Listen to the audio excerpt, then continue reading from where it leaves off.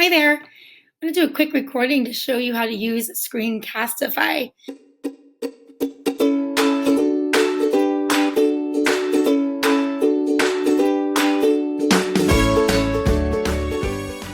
Screencastify is what I'm using right now to record both my computer screen and my lovely face.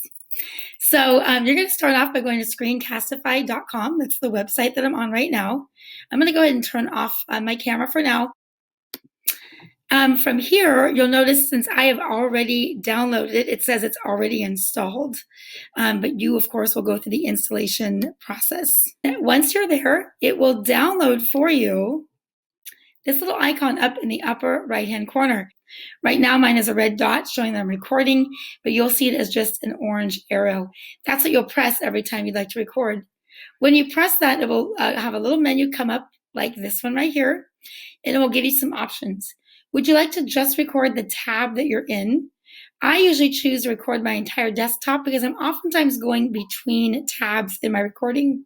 Or do you just want the webcam only? You want your microphone on so you can speak to your students.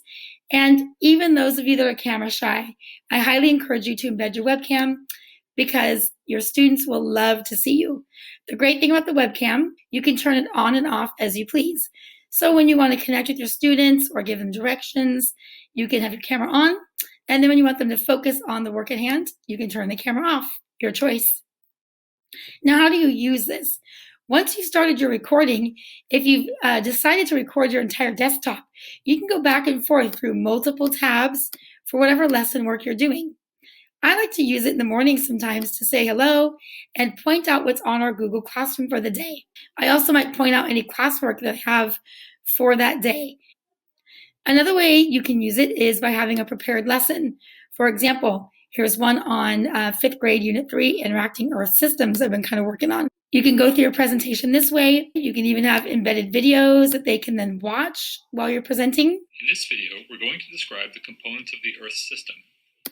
Like that.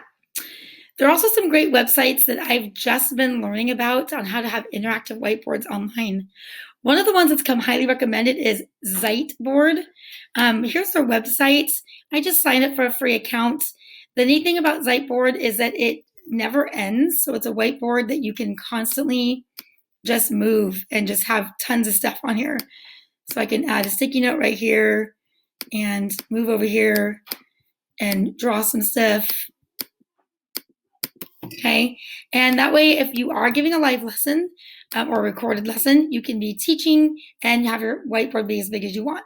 The only thing I haven't discovered yet on Ziteboard is how to add text other than a sticky note.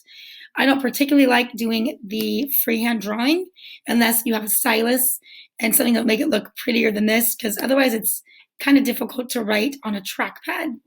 But it has a good, pretty easy eraser function, which I like. The sticky note function is kind of fun. And you can edit and change sizes and colors of text if you would like. There's so many options of teaching online using whiteboards, using presentations, using YouTube videos. So that's it. Once I'm done with this video, I'm going to press stop. You can also pause your video and come back. So I'll show you, for example, what that might look like. So I just paused my recording. You'll notice my face and background are in a slightly different place, and I'm on a different website.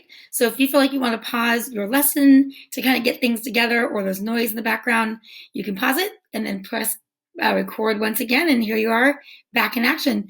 Once you're done, you're going to press pause in the bottom left-hand corner. And then after you pause it, it will allow you to either play again or stop. You'll want to press stop, and it will immediately start downloading and backing up your file. The rest of the directions on how to access it can be found on the Screencastify website, because once I stop mine, I won't be able to show you. So good luck, and let me know if you have any questions.